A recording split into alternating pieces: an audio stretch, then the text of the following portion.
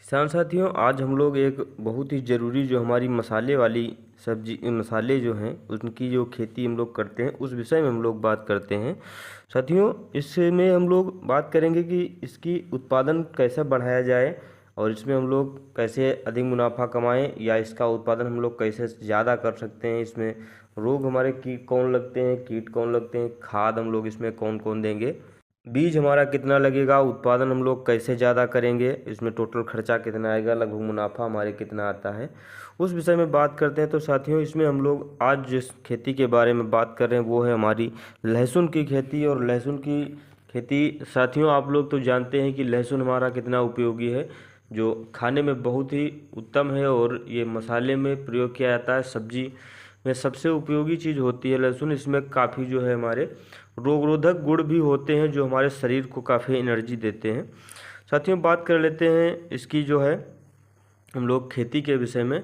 तो सबसे पहले साथियों बात करते हैं तो इसमें जो हमारी भूमि है वो लगभग 6 पीएच वाली जो उपजाऊ दोमट मिट्टी वो अच्छी है। साथियों, ये हमारी जो कंद वाली फसलों के लिए ज़्यादातर हमें जो हमारी जिनका पीएच मान 7 से ऊपर हो उन भूमियों का चुनाव नहीं करना चाहिए।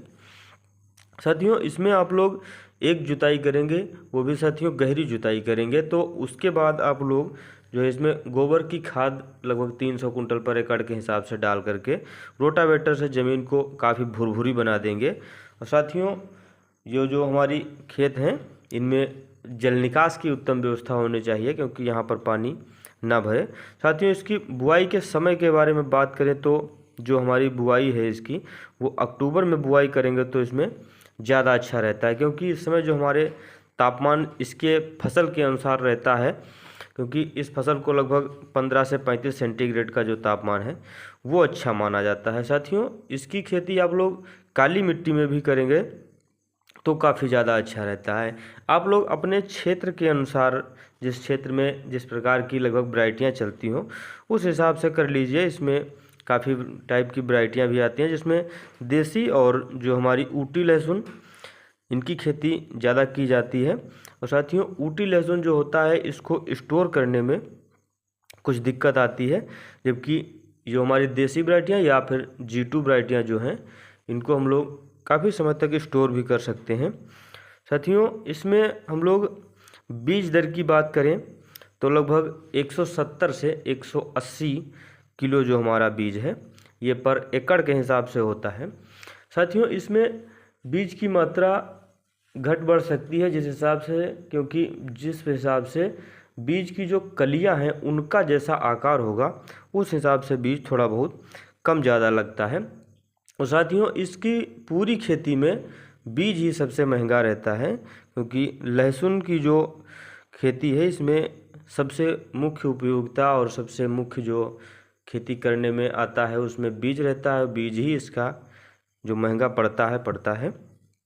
साथियों, इसमें हम लोग जब भी बीज की बुआई करते हैं तो उस समय हम लोग बीज उपचार ज़रूर करें, क्योंकि बीज उपचार से जो हमारे 40-45 दिन तक जो फसल है उस समय जो हमारे सड़न गलन या अन्य रोग जो लगते हैं तो साथियों उसकी रोकथाम हो जाती है, जिसमें क्योंकि बीज दर में ज़्यादा खर्चा नहीं आता और यदि रोग लग जाता है तो फिर हमारी काफ़ी ज़्यादा फसल नुकसान हो जाती है। साथियों, आप लोग बीज उपचारित करेंगे, उसके बाद बीज को छाया में सुखा लेंगे, फिर इसकी जो है आप लोग रोपाई कर सकते हैं या कहें तो खेत में गड़ाई कर सकते हैं।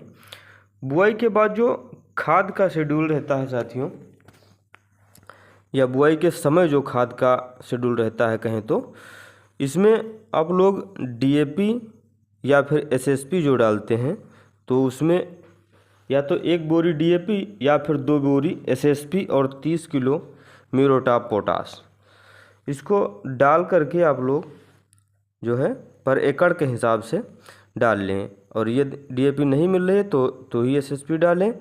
और साथियों, यदि जो हमारी मिट्टी जो है कम उपजाऊ है तो उस दशा में जिस खेत में मिट्टी कम उपजाऊ है उस दशा में आप लोग DAP की मात्रा बढ़ा लेंगे तो इसमें DAP हम लोग लगभग 1.5 से 2 बोरी तक कर लेंगे। साथियों, जब इसकी हम लोग बुआई करवाते हैं तो उसमें जो हमारे पौधे से पौधे की दूरी है वो भी हमें 4 इंच रखनी है, और जो हमारी लाइन से लाइन की दूरी है वो भी 4 इंच रखनी है। साथियों सही मायने में माने तो इसमें जो हमारे पौधे या जो लाइन की दूरी है वो दोनों प्रकार से 4 इंच ही रखनी है। क्योंकि साथियों जब हमारी फसल जो है लगा देते हैं इसको, तो उससे 10 से 12 दिन बाद एक सिंचाई दे देते हैं। फिर इसको जैसे जैसे इसकी आवश्यकता हो उस हिसाब से देते हैं। थोड़ा बहुत जमाव आ जाए तब इसकी पहली सिंचाई आप लोग करें। सिंचाई बहुत हल्की करें साथियों। इसके बाद में किसान साथियों जो हम लोग इसको पहली खाद देते हैं, तो पहली खाद हमें 30 दिन पर देना है। उसमें हम लोगों को ध्यान रखना है कि यूरिया जो है हमारी 40 से 45 किलो, और जो माइक्रो मिक्सचर या माइक्रो फूड जो है वो 5 किलो, और इसके साथ में 5 किलो कैल्शियम नाइट्रेट का उपयोग ज़रूर करें। क्योंकि इससे जो हमारे कंद वगैरह बनने की संभावना काफ़ी ज़्यादा बढ़ती है और उत्पादन में काफ़ी अच्छा रहता है। और दूसरी खाद हमें इसमें देनी है 50 दिन पर, तो उसमें हमें 35 किलो यूरिया और 5 किलो जो हमें माइकोराइजा और 3 किलो जो हमें रिजेंट देना है। क्योंकि इस समय जब इसकी जड़ें विकसित होती हैं और या इसमें कंद बनते हैं तो उनमें कीट लगने की संभावना ज़्यादा रहती है, क्योंकि वो काफ़ी हद तक हमारी कंदों को नुकसान कर देते हैं। तो उसमें आप लोग रिजेंट का प्रयोग ज़रूर करें। और जो हमारा माइकोराइजा है ये गुठा रोग वगैरह को कंट्रोल में रखता है। साथियों इसमें आप लोग निराई गुड़ाई का भी ध्यान रखें। तो इसमें पहली निराई लगभग 30 दिन पर, दूसरी निराई 50 दिन पर। खाद डालने से पहले आप लोग निराई कर लें, फिर आप खाद डाल करके, जैसा खेत में नमी कम है तो पानी भी लगा सकते हैं। साथियों इन खेतों में जो है या इन माने तो लहसुन की फसल में कीटनाशक तो प्रयोग कर लिया करें, मगर खरपतवार नाशक का प्रयोग ना किया करें। क्योंकि खरपतवार नाशक से जो हमारी फसल है उसको काफ़ी ज़्यादा झटका लगता है, जिससे फसल काफ़ी कमज़ोर हो जाती है। और अक्सर कर देखा जाता है कि इन दवाइयों के प्रकोप से जो हमारी लहसुन की फसल है उसमें काफ़ी ज़्यादा बर्बाद हो जाती है फसल, तो उसमें सही नहीं हो पाती है। साथियों हम आप लोगों से कहना चाहेंगे कि आप मज़दूरों के सहायता से इसकी गुड़ाई या निराई कराएं तो उससे ज़्यादा है। क्योंकि साथियों इसमें एक और हमें फ़ायदा ये होता है कि जब गुड़ाई हो जाती है या इसकी निराई हो जाती है तो जो हमारे पौधे हैं उनके पास से जो ज़मीन है वो खुरपी की सहायता से थोड़ी जो है इधर उधर हट जाती है। तो उससे जो कंद बढ़ने की संभावना है वो ज़्यादा हो जाती है। उसमें हवा का संचार बढ़ जाता है, मिट्टी हमारी कुछ मुलायम हो जाती है, तो उससे जो कंद हैं मोटे हो जाते हैं। इसमें साथियों 35 से 40 दिन के आसपास जो थ्रिप्स लगता है, इसमें पत्तियां गोल गोल हो जाती हैं, पिचक जाती हैं कहीं कहीं से। तो उसमें आप लोग एक कीटनाशक और एक फंजीसाइड का उपयोग करें। इसमें आप लोग कीटनाशक में इमिडाक्लोपिड, थाइमिथाक्साम, या फफूंदनाशक में जो है हेक्साकोनाजोल या फिर कार्बेंडाजिम मैंकोजेब का प्रयोग करें। साथियों बीज में जब साथियों हमारी फसल पक करके तैयार हो जाती है, तो ये फसल हमारी लगभग 4 महीने में पक करके तैयार हो जाती है। तो साथियों इसमें जो वो हमारी फसल जब हम लोग उखाड़ते हैं इसको, तो उसके बाद इसे अच्छी तरीके से सुखा लें, तब इसको हम लोग जो है स्टोर करेंगे। साथियों इसमें आप लोग एक सावधानी भी ध्यान रखें कि जब भी हमारी फसल 60 दिन की हो जाएगी तो 60 दिन के बाद हमें इस फसल में यूरिया नहीं डालना है। क्योंकि इससे हमारे नुकसान हो जाते हैं, नीचे की पत्तियां जल्दी पीली हो जाती हैं, उनसे जो है नुकसान रहता है। साथियों इसमें जो है हम लोग जो खरपतवार नाशक हैं उनमें हम लोग दवाइयाँ नहीं डालते हैं, मगर हम लोगों को जो इसमें कंद बढ़ानी रहती है कि हमारी इसकी जो नीचे की गांठ है वो काफ़ी ज़्यादा अच्छी हो जाए, तो इसके लिए हम लोग एक स्प्रे डालते हैं। वो कंद बनने से पहले स्प्रे कर देते हैं। तो उसमें एक दवाइयाँ का टेक्निकल आता है, तो हम लोग उस टेक्निकल के बारे में बात करते हैं।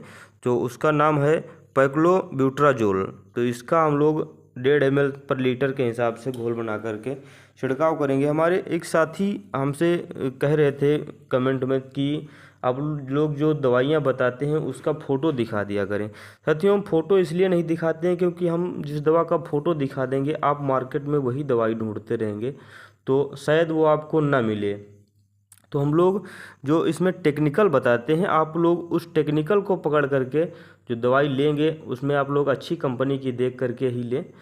वो टेक्निकल से आप लोगों को दवाई मिल जाएगी। अगर हम किसी प्रॉपर नाम से दवाई बताएंगे तो आप लोग उसे ढूंढ नहीं पाएंगे शायद। तो या फिर कहें कि हमारे एरिया में किसी अन्य नाम से मिलती है, आपके एरिया में किसी अन्य नाम से मिलती है, तो उसमें आप लोगों को काफ़ी दिक्कत रहेगी, आप उसी को ढूंढते रहेंगे। साथियों टेक्निकल से ढूंढेंगे तो जल्दी आसानी से आप लोग पा जाए। साथियों इसमें हम लोग मुनाफे के बारे में बात करें तो इसमें लगभग जो हमारी पूरी फसल है, इसमें लगभग खर्चा आने के बाद में हमें लगभग 2 लाख रुपए पर एकड़ के हिसाब से मुनाफा हो जाते हैं। धन्यवाद साथियों।